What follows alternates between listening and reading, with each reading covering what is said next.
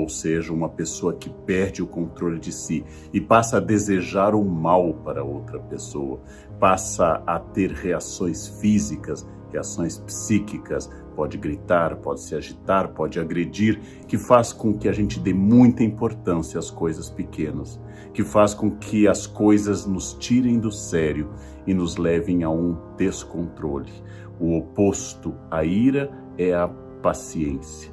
A ira, quando descontrolada, segundo a moderna psicanálise, quando um pequeno gesto no trânsito, em casa, quando uma indicação de alguém, quando uma pequena questão tem uma superreação excessiva que vai além do gesto em si, nós então chamamos a esse processo de uma superreação, overreaction, uma reação exagerada, e ela é um sintoma de que aquilo dialogou com muito mais coisa.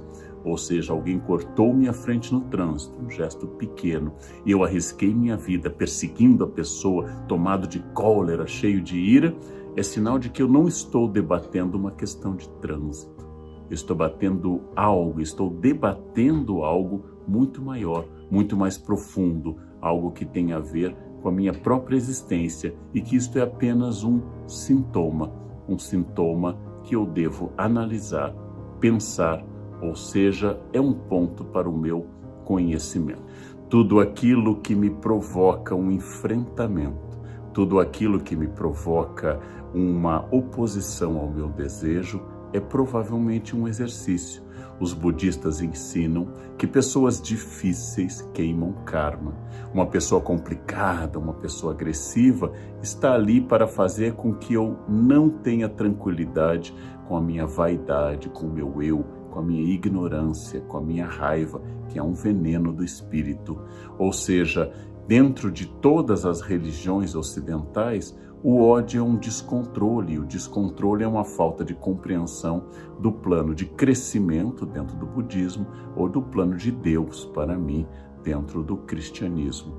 Se eu fui tentar uma coisa e ela não funcionou, se na hora que eu ia ser atendido o guichê foi fechado, se no momento que eu saio sem guarda-chuva começa um temporal, se eu fico gripado no dia de uma experiência profissional importante, esses são pequenos exercícios para eu saber que a minha vontade não é soberana, que eu não mando no mundo, que eu não sou onipotente, e o meu eu deve se curvar ao imenso oceano de coisas contrárias. Porque a ira quase sempre é um exercício terrível de narciso, de vaidade. Por isso que a vaidade é tão importante como o primeiro pecado. Como fulano pôde me dizer isso? Quem ele pensa que é? Como esse passou na minha frente? Como essa pessoa me irrita em casa? Por que isso está fazendo barulho? A todo instante eu me vejo como centro do universo. E o universo me convida permanentemente a sair dessa posição protagonista.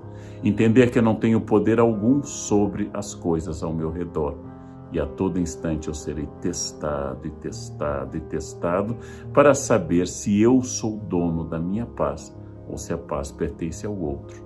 Então, é por isso que a filosofia estoica destaca também a tranquilidade da alma, a capacidade que eu tenho de entender que eu posso mudar algumas coisas e há outras que eu não tenho nenhum poder. Eu devo obter essa tranquilidade que os filósofos chamavam de ataraxia, a capacidade do autocontrole. Aquilo que acontece, eu devo ser indiferente. Eu não posso mudar muita coisa. Há pouco espaço de manobra para minha liberdade e eu devo me concentrar naquelas poucas coisas sobre as quais minha vontade tem alguma ação. Filósofos como, por exemplo, o imperador Marco Aurélio, como Cícero, como Sêneca, como Epicteto, sempre nos aconselham a controlar essa ira, que é um sinal de falta de sabedoria. Epicteto nos diz: você está irritado porque alguém falou mal de você? Você está tomado de ira porque disseram que você fez tal coisa? Pense apenas, imagine, se soubessem tudo o que eu fiz. Só sabem isso. Felizmente, graças aos deuses, só comentam esse defeito meu, porque se soubessem todos os meus defeitos, aí eu estaria perdido. Aquilo que dizem de mim pode ser verdade ou mentira. Aquilo que dizem de mim é unicamente expressão do que eu sou ou do que eu não sou. Se disseram que eu sou agressivo, que eu sou irritadiço, e eu sou, as pessoas me conhecem. Não há por que ficar mais irritado ainda. E se eu não sou, elas não me conhecem. Logo, porque eu ficaria irritado. Dizem que eu sou lento ou dizem que eu sou tomado, por exemplo, de avareza. Eu vou refletir, eu sou lento, eu sou avarento. Se elas estão dizendo a verdade, eu concordo. Nossa, você me viu. Se eu não estou sendo julgado com precisão, eu vou dizer, interessante, não consegui ainda me mostrar ao mundo. Ou é uma calúnia, ou é a expressão da verdade. Por que ficar irritado? A irritação é sempre prova no estoicismo de falta de sabedoria. A irritação é um desequilíbrio, uma inquietude que mostra que você ainda não se conhece, você não sabe quem você é e que a sua paz não lhe pertence, mas pertence ao mundo. Assim, o mundo pode permanentemente tirar a sua paz. A qualquer instante, o mundo pode chegar lá e dizer algo ou fazer algo e você perde completamente o controle. Para o cristianismo, é uma falta de capacidade e imitação do mestre, sempre manso e humilde de coração. Para o budismo, é uma exacerbação do eu. Eu acho o meu eu central e a ilusão do eu faz com que eu ache que todas essas coisas acontecem por minha causa. O budismo recomenda que eu evite o ódio, porque eu vou ter que entender, a ignorância é uma das grandes pragas contra as quais o budismo luta, eu vou ter que entender que eu não sou senhor de tudo. Eu posso sentir a dor de ter chutado uma pedra, posso sentir a dor de ter sido insultado, mas não posso transformar isso em ódio, porque o ódio aumenta a ignorância, ele é fruto da ignorância, e o ódio aumenta a fixação do meu eu, especificamente do meu eu vaidoso, que se acha possuidor de virtudes e que não pode ser atacado. Existe uma chance de uma rebeldia, uma ira santa? Sim. A própria história do cristianismo trata muito dessa justa indignação contra uma injustiça social, contra uma violência, contra um ato de terrível engano sobre um inocente. Eu posso com voz firme denunciar, eu posso vir a público fazer como Jesus fazia com os fariseus. Ai de vós, hipócritas, sepulcros caiados de branco, vocês cobram dos outros aquilo que não são, vocês são absolutamente incoerentes, ou dos saduceus ricos, indiferentes aos pobres. Jesus condena os dois, mas Jesus não é atacado de ira. Jesus apenas corrige moralmente e indica que essas pessoas estão equivocadas. A cena mais fora desse padrão está contida apenas em um evangelho, que é a expulsão dos vendilhões do templo. É difícil explicar essa cena, mas Jesus vira a mesa dos vendedores. Um biógrafo de Jesus lembra que ele sobe ao templo desde a juventude, que lá estava ele aos 12 anos, perdido no templo e olhando desde a juventude aqueles homens que dentro do templo negociavam moedas, vendiam aves para as ofertas e sacrifícios e enriqueciam dentro do espaço sagrado, onde deveria haver apenas oração ao seu Pai, ao Pai de Jesus. Então Jesus vira as mesas e tem um ataque de uma ira um pouco mais complicada para explicar, mas é a ira de Jesus virando as mesas. Quando se trata dele mesmo, quando ele não está defendendo as coisas do Pai, mas ele próprio é atacado, chicoteado, coroado de espinhos, humilhado, cospem na cara dele, ele não reage, ele não se desespera, não vira a mesa, não usa do seu poder. Diante da ira de Pedro, que corta a orelha do centurião no horto, Jesus vai lá e cola essa orelha. Diante do seu traidor, comendo com ele na última ceia, ele não insulta Judas, ele apenas diz que ele deve fazer logo o que tem de fazer e Judas se retira.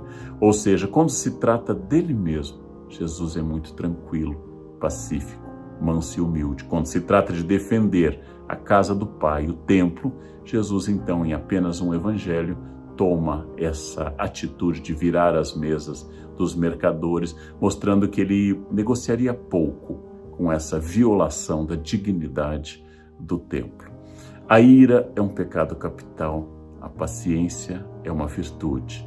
E a virtude se exercita diariamente através da concepção de que minha irritação é sinal claro de que eu não tenho controle das coisas. A minha irritação é sinal claro de que minha vaidade ainda me domina. A minha irritação é algo que eu devo pensar e repensar e agradecer para cada chance de cada pessoa, na teoria, que me enfrenta, que diz o contrário do que eu penso ou até que me agride, que isso é uma expressão da pessoa. Uma pessoa sábia não entrega a sua tranquilidade para os outros. Uma pessoa sábia entende profundamente que a sua paz lhe pertence como um patrimônio. O sábio não se abala, o sábio não se irrita. O sábio entende que sim, aquilo é contrário ao que eu queria, aquilo dificulta meu plano no momento, aquilo me atrasa. Mas o sábio não coloca toda a força da ira, porque a ira é uma infantilização, é uma teimosia, como se eu, adulto, me transformasse de novo em uma criança contrariada. As crianças contrariadas são dominadas pelo sentimento, não podem controlá-los, não aprenderam ainda o poder da razão e a capacidade que eu tenho sim de sentir o impulso, mas de controlá-lo. No mundo contemporâneo, no mundo da internet, a expressão do ódio, da ira nas redes é quase uma obrigação. As pessoas são afogadas nesse senso violento, irado, são muito pouco pacientes, julgam rapidamente e, protegidas pelo anonimato da internet, lançam seus ataques constantes e irados sobre o mundo. Cabe às pessoas equilibradas não darem alimento, como se diz na internet, para os trolls, ou seja, ao não responder no mesmo tom, ao não aceitar a provocação, eu acabo dizendo então que eu não vou alimentar a sua raiva, porque esta sua ira é sua, é um código seu, é uma gramática sua, é uma energia que lhe pertence. Eu não vou ser o impulsionador, a alavanca, o trampolim para a sua raiva. E assim eu não alimento monstros, monstros que podem crescer e dialogar com os meus monstros também. Deixo que a pessoa enraivecida siga adiante. Sim, o mundo a todo instante, sem cessar, sem parar, o mundo nos enfrenta. E se na Grécia era uma virtude eu reagir a esse mundo, se no mundo da internet responder com mais palavrões, com mais agressividade, com um humor mais agressivo, com ataques mais pessoais, isso possa ser visto por alguém como uma virtude, é uma amostra de que aquele que me provocou venceu. Fulano lhe colocou um apelido nas redes, fulano fez algo agressivo para você, é um problema dele. Ele tem dificuldades com você, ele não consegue aceitar, é uma escolha dele, é uma escolha absolutamente pertencente a ele. E ao fazer tudo isso ele pergunta, vai entrar no meu joguinho de raiva? Vai ser irado como eu, no sentido de tomado de cólera, vai se infantilizar, vai mostrar que tem insatisfações com a sua vida que devem ser transportadas para o outro? É uma pergunta. E aí algumas pessoas aceitam e outras pessoas rejeitam a participação nesse jogo. A ira é um pecado capital, é estudado pela psicanálise, é descrito na literatura.